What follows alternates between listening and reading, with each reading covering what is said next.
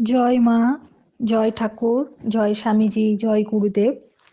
উদ্বোধন কার্যালয় থেকে প্রকাশিত স্বামী পরমানন্দ প্রতিদিনের চিন্তা ও প্রার্থনা এই বইটি থেকে বছরের প্রতিটি দিনই পাঠ করার চেষ্টা করব। আশা করি আপনাদের সকলের ভালো লাগবে।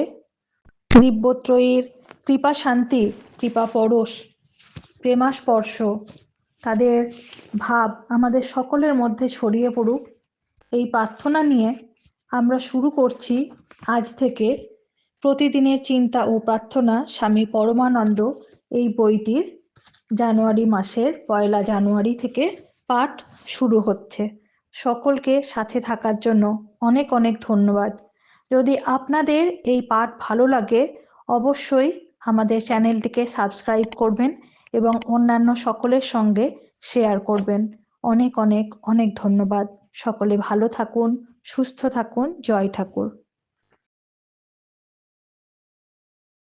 ঠাকুর, মা এবং স্বামীজির কৃপায় ফেব্রুয়ারি মাসের পাঠ খুব সুন্দরভাবে সম্পন্ন হয়েছে। হ্যারো জীবনের এই সুমিষ্ট স্তবক উদ্ঘাটিত করিতেছে সে সৌন্দর্য। সৃজিত হয় না যাহা মৃত্যু ধর্মা হস্তের ছোঁয়ায়। দেখিতে পাই না যারে আমাদের এই আঁখি দুটি। ইন্দ্রিয়ের অনুভূতি পারে না ধরিতে যারে, তথাপি গোচরীভূত অনুভূত তাহা শুধুমাত্র শুদ্ধ ইন্দ্রিয়ের। হে পুত পরমা শুদ্ধি, স্বর্গের আলোক, পূর্ণ কর জীবন আমার স্বর্গীয় সে দীপ্তিতে তোমার। এই দেহ মোর, সকল ইন্দ্রিয় আর যাহা কিছু নিরর্থক জীবনে আমার রূপান্তর ঘটাও সবার। লহ মোরে একান্ত আপন করে তব। মার্চ মাস। ভাগবতী শক্তি। তোমার মনকে আমারই চিন্তায় পূর্ণ করো। তুমি আমারই ভক্ত হও, উপাসনা করো আমাকেই, আর প্রণত হও আমারই কাছে।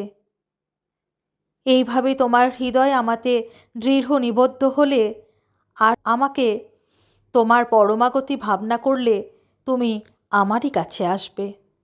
ভগবদ্গীতা। 7 মার্চ দিনের প্রধান চিন্তা।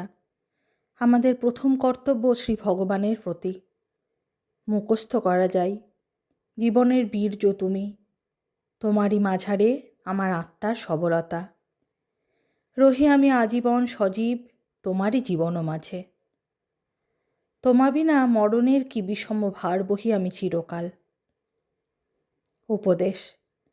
মনীষীগণ নিজের প্রকৃত সত্তা জানিবার জন্য আমাদের আহ্বান করেন, যেন আমরা পরমাত্মার সহিত আমাদের কি সম্পর্ক তাহা বুঝিতে পারি। সাধু জীবন অভ্যাস করিলে এই জ্ঞান আসে।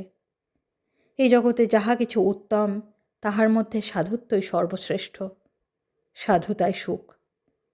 যে যত শুদ্ধ সত্য সেই তত সুখী।